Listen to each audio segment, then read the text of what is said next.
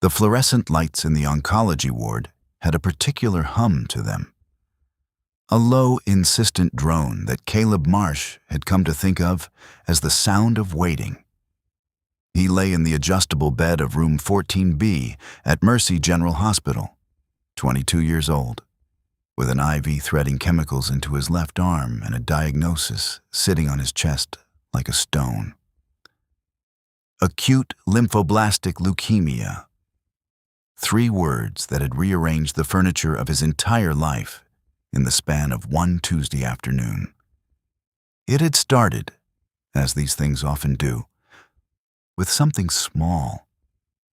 Fatigue he'd chalked up to his double shifts at the coffee shop. Bruises on his shins he couldn't remember earning.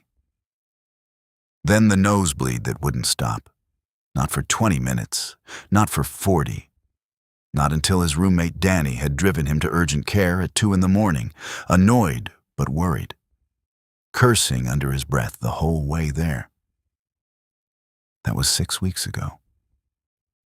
Now Caleb's world was this room, this hum, and the slow carousel of nurses and doctors and well-meaning visitors who brought him things he couldn't eat and said things they couldn't mean. You're going to be fine. You're so strong. God has a plan. He appreciated the love behind the words. He just didn't know what to do with them. His mother, Ruth, had barely left his side. She was a small woman with big hands, a seamstress for 30 years. And she sat now in the corner chair by the window, pretending to read a novel she'd had open to the same page for 4 days. Every so often she would glance at him over the top of her reading glasses, and he would pretend not to notice, and they would both pretend this was a normal thing. Her son, her only child, fighting for his life at 22. His father had died when Caleb was 9. A construction accident, quick, clean, devastating. Ruth had raised him on grit and grocery coupons, and the quiet dignity of a woman who refused to be defeated by anything. Caleb had inherited her stubbornness, her jaw, and her tendency to think too much at night. On the evening of his 3rd week in the hospital, after the nausea from the latest round of chemotherapy had finally ebbed to a dull background roar, Caleb stared at the ceiling and did what he always did when the world became too much. He thought about the business. He'd been thinking about it since he was 16. It had started as a fantasy, a specialty food truck, locally sourced, rotating menus, hitting the weekend farmers markets and the lunch crowds downtown. Not just food, but an experience. He'd filled 3 notebooks with ideas, branding concepts, supplier contacts, revenue projections scribbled in margins. He'd taken a business course at the community college, just one, before money ran short and the coffee shop became a necessity. The dream had been shelved. Life had gotten in the way. Now, staring at the ceiling with the IV in his arm and the machine beeping its steady verdict beside him, Caleb felt the dream surface again. Not as a fantasy this time, but as something sharper, something urgent. If I get through this, he thought, I will do it. I swear I will. It wasn't a prayer exactly. He wasn't sure who he was swearing to. God, his father, some future version of himself. But in the quiet of that hospital room, with the fluorescent lights humming their patient hymn, Caleb Marsh made a promise. And Caleb Marsh, his mother would tell you, had never broken a promise in his life. The months that followed were not cinematic. There was no triumphant music, no montage of him striding purposefully through hospital corridors. There was vomiting. There was hair loss, gradual at first, then suddenly, dramatically complete, until he caught his reflection one morning and barely recognized the pale, hollow-cheeked stranger looking back. There were bone marrow biopsies that made him grip the table rail until his knuckles went white, and blood draws every other day. and a port in his chest that he tried not to look at. There were also, in between, small mercies. One afternoon, a nurse named Gloria brought him a slice of real lemon cake. Not the hospital cafeteria variety, but actual lemon cake from the bakery around the corner. Because she'd overheard him telling his mother it was his favorite. The morning his roommate Danny drove 2 hours just to sit with him and watch bad action movies without talking about cancer once. The same day, his oncologist, Dr. Patel, a compact, precise woman with an unhurried manner that Caleb found deeply comforting, told him that his latest counts were moving in the right direction.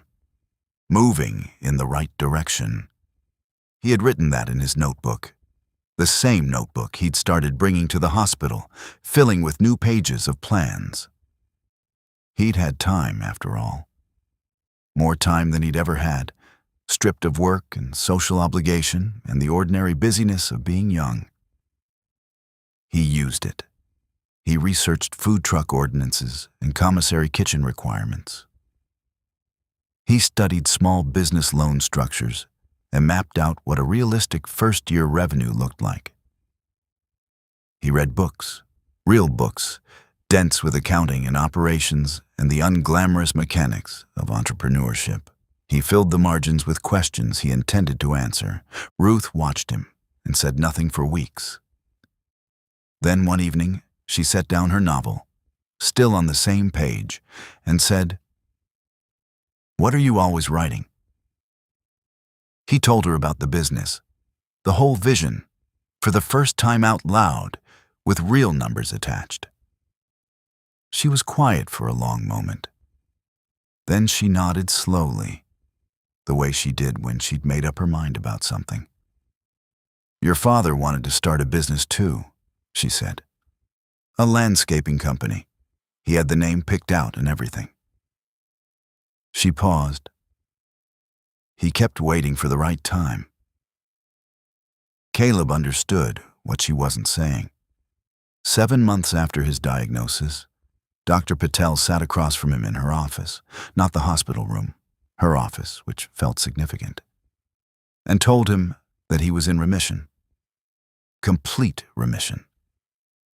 She used measured language, careful language, because oncologists learn early that certainty is a gift no one can give. But the numbers were clear, the scans were clear, and the word remission hung in the room like light coming under a door. Ruth cried. Caleb didn't, not then. He thanked Dr. Patel, walked out to the parking lot with his mother, stood in the October air that smelled of leaves and rain, and felt the promise he'd made to himself settle into something solid, not a fantasy now, not a vow whispered to a ceiling. A plan. He launched Harvest & Company 18 months after leaving the hospital. It wasn't easy. Nothing about it was easy. He drained his savings, took out a small business loan that made him nauseous to sign, and spent 4 months negotiating with a commissary kitchen in the warehouse district before he found one that fit his budget. He sourced his produce from 3 farms within 50 miles of the city, built his first rotating seasonal menu around what they actually grew, and spent more weekends than he could count, doing test batches in rented kitchen space, his friends serving as unpaid and, he suspected, increasingly skeptical taste testers. The food truck itself was a second-hand 2014 Freightliner that he and Danny spent a month refurbishing. They painted it a deep forest green with cream lettering. Caleb designed the logo himself. A stylized wheat sheaf, clean and simple. He put it on everything. He launched on a Thursday at the downtown farmers market, pulling up at 5:30 in the morning in the dark, nervous in a way he hadn't been since waiting for biopsy results. By 7:30, the line stretched past the adjacent stall selling artisan candles. By noon, he had sold out entirely. He went home, sat on his apartment floor, and laughed until he cried. The first year was brutal and exhilarating in equal measure. He worked 16-hour days. He made mistakes, a bad hire, a menu item that flopped, a week when the truck broke down and he lost 5 scheduled appearances and nearly his mind. He fixed them, one at a time, the way his mother had taught him to approach problems. Methodically, without drama, without the luxury of despair.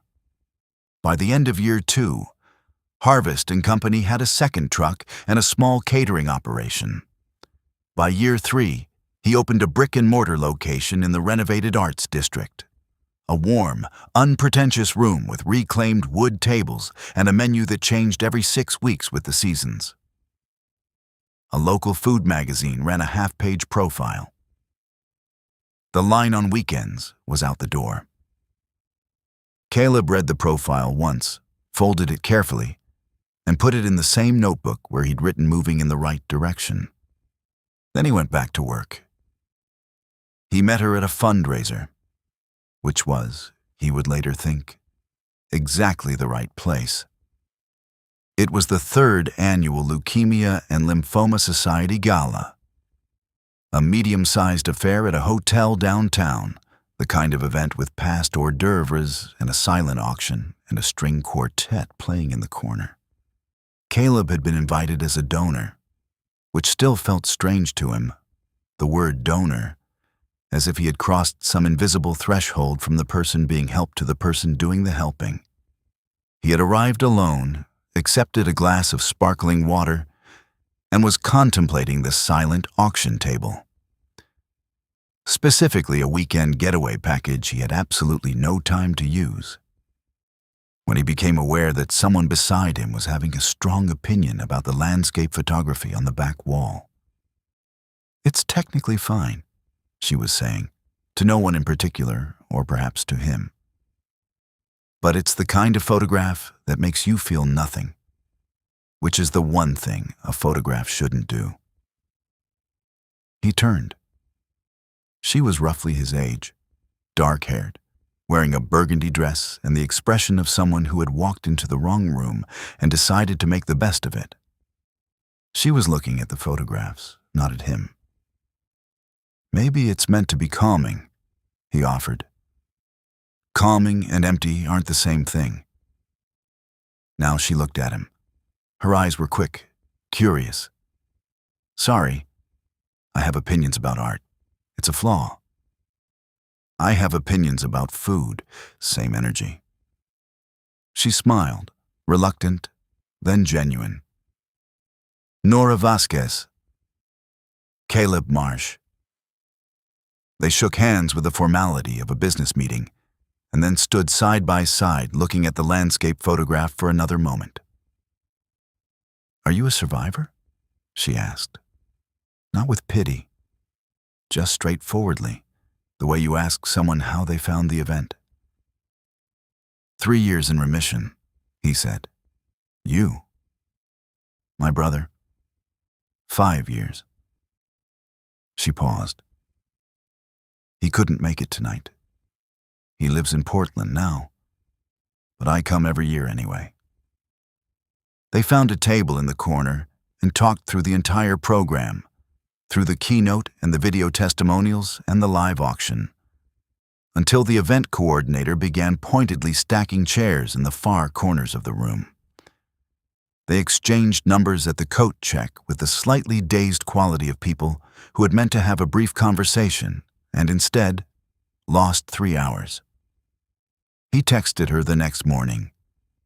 She responded 6 minutes later with a restaurant suggestion and a question about his menu philosophy that opened into another 2 hours of conversation, this time over coffee, then over lunch, then over a walk that took them across the river bridge and back. Nora was a landscape architect. She designed public parks and green corridors for the city, the kinds of spaces where, she explained, people were supposed to be able to breathe. She cared about things deeply and was precise about which things. She was funny in a dry, understated way that crept up on you. She had very little patience for pretension and a great deal of patience for complicated problems. She was, Caleb thought, the most interesting person he had met in years. They took it slowly. Neither of them was in a rush, and both of them had learned in different ways what it meant to pay attention to the present tense. But by the following spring, she had a drawer at his apartment, and by summer they had taken a long weekend in the mountains. And by the time the first frost came, she was helping him plan the winter menu at the restaurant, and he was reviewing her proposal sketches for a new riverfront park, and it felt, in the most uncomplicated way possible, like the right thing. "I like your notebooks," she told him once, flipping through the one on his nightstand, not reading it, just feeling the density of it, the pages thick with intention. "I've been keeping them since I was 16, he said. She set it down and looked at him. "You always knew, didn't you? What you wanted?" "Not always," he said. "I needed a reason to stop waiting." By the time Caleb was 30, Harvest and Company had 4 locations, a wholesale line supplying local grocers, and a small culinary education program he'd started in partnership with the community college. A series of free weekend workshops teaching food entrepreneurship to young people from low-income backgrounds. He hadn't planned the education piece. It had grown organically from a single afternoon he'd spent talking to a group of culinary students and realized, with sudden clarity, that he had been every one of them. The money had come. Not all at once, never all at once, but steadily, the way things grow when you tend to them with real consistency. He drove the same truck he'd driven since his mid-20s. He had bought a house, a modest one with a back garden that Nora had redesigned into something extraordinary. But he had not bought things for the sake of buying things. He had not confused wealth with extravagance. What he had done was give. The check he wrote to the Leukemia and Lymphoma Society in his 5th year of business was the largest single donation they had received from an individual donor that year. He did not make a ceremony of it. He had a conversation with their research director about where the funds were needed, designated the gift toward a specific lymphoblastic leukemia research initiative, and let that be that. He did the same the following year. And the year after, he funded a pediatric oncology family support program at Mercy General, the hospital where he'd spent those long, humming months in room 14B. He arranged it through the foundation quietly, without his name on the wall, though the hospital administrator had pushed gently for a plaque. Caleb had declined. He wasn't sure he could explain why, except that it felt like the room deserved to belong to the patients. He visited sometimes, though. On the anniversary of his remission, he would bring lemon cake, real lemon cake, from the bakery around the corner that was still there, and leave it at the nursing station with a card. He never signed his name on the card.